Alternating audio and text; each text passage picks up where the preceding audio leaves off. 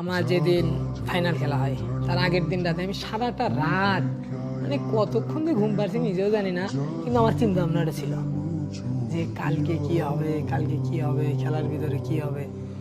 পরে মাঠে যখন যাই একজনকে আমি বলছিলাম অবশ্য খেলা যদি ট্রাফিকারে যায় তাহলে টিম আমরা জিতবো, এই যেমনি হোক। এবার তো মামা তোমার উপর আমার একটা বিশ্বাস আছে, মানে আমরা দুজন গল্প করতে করতে যাচ্ছি আর কি। আচ্ছা, দুজনের মধ্যে রংপুরের আঞ্চলিক ভাষায় আমরা গল্প করতে করতে যাচ্ছি। ওইভাবে বলতে যেভাবে বলছিলেন ওকে।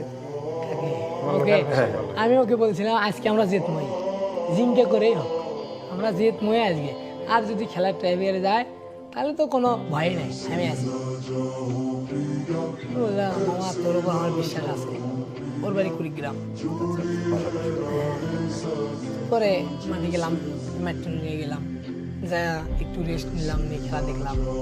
খেলা দেখার পরে খেলতে খেলতে মানে এই যে এমনটা হয়ে গেছে, 2টা গোল খাইছি। আল্লাহ আমাদের পাশে ছিল জন্য হয়তো বা 2টা গোলে শোধে গেছে। এরপর যখন পোস্টের নিচে দাঁড়ালেন টাই ব্রেকার শুরু হলো, তখন আসলে নিজের প্রতি মানে কি মনে হচ্ছিল যে আমাকে যেভাবে আটকাতে হবে? এটা 100% ছিল আমার মনের ভিতরে, ছিল যে আমার বল আটকাতেই হবে। আর আমি আমার স্যারকে বলছি যে স্যার কোনো টেনশন করেন না, আমি আছি। এত কনফিডেন্স। হ্যাঁ মানে